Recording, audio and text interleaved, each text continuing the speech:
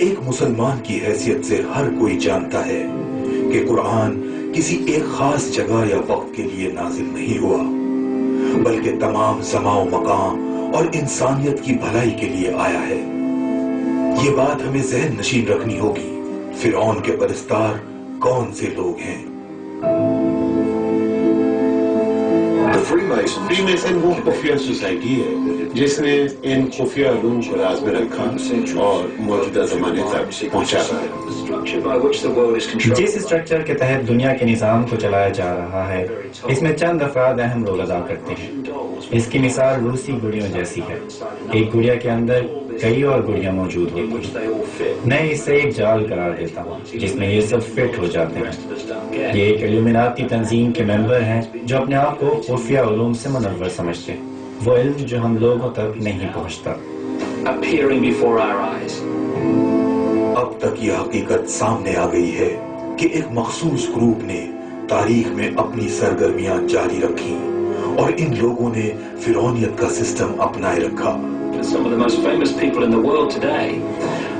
دنیا میں شہرت یافتہ افراد کی کثیر تعداد اس طرح کی رسومات ادا کرتی ہے جو تاریخ میں مصر اور بابل میں کرتی تھی۔ یہ سلسلہ لگاتار چلا آ رہا ہے، اس کا تسلسل کہیں نہیں ٹوٹا۔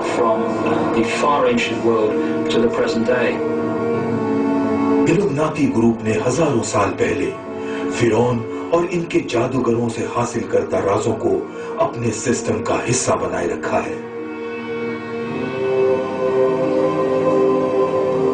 ان خفیہ علوم کے حصول کے بعد الومناتی نے دنیا بھر میں اپنا اثر و رسوخ بڑھایا اور لوگوں کے ذہنوں پر کنٹرول حاصل کرنے کی پالیسی پر عمل پیرا ہو گئے۔ ان علوم میں جنات اور روحوں سے رابطہ کرنے کے طریقے بتائے گئے۔ یہ لوگ اپنے اداروں اور عمارتوں کے اندر اور باہر سانپوں والے سائنس اور لوگوز استعمال کرتے چلے آ رہے ہیں۔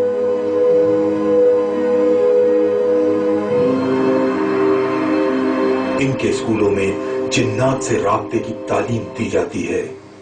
یہ جن انہیں اپنی اپنی فیلڈ میں کامیابی دلانے میں اہم کردار ادا کرتے ہیں۔ یہی وجہ ہے عالمی سطح پر اس گروپ کے لوگ دنیا بھر میں اعلیٰ عہدوں پر فائز ہیں۔ ورلڈ بینک کا سربراہ جیمز ولفنسن بھی اس نیٹ ورک کا ممبر ہے۔ جرمنی کا چانسلر، امریکی صدور کا تو ایک سلسلہ ہے، اسی طرح نیٹو کے سیکرٹری جنرل بھی ہیں۔ بہت سے لوگ ان مشہور شخصیات کے ناموں سے واقف ہیں جو ان خفیہ تنظیموں سے وابستہ ہیں، جیسے کہ ہنری کسنجر، ڈیوڈ راکفیلر وغیرہ وغیرہ۔ لیکن ان کے علاوہ ہزاروں طاقتور ترین افراد بھی ان خفیہ تنظیموں سے منسلک ہیں۔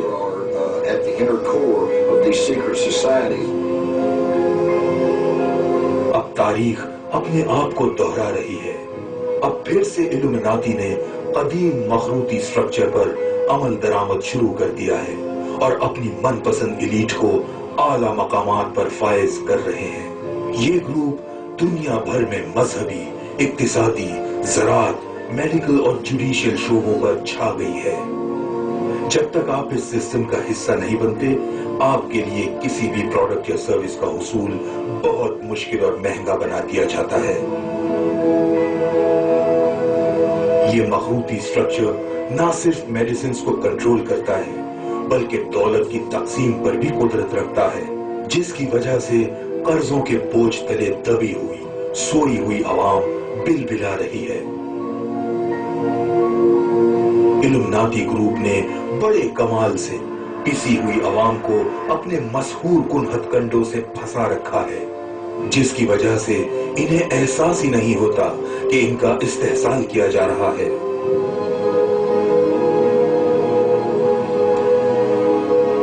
اس گروپ نے کالے علم کی بدولت حاصل ہونے والی قوت کا استعمال کرتے ہوئے فلم، ٹیلی ویژن اور موسیقی پر اپنا کنٹرول حاصل کیا ہے۔ یہ گروپ اس قوت کی بدولت لوگوں کے ذہنوں کو کنٹرول کرتا ہے۔ یہ ٹیکنیک غیر محسوس طریقے سے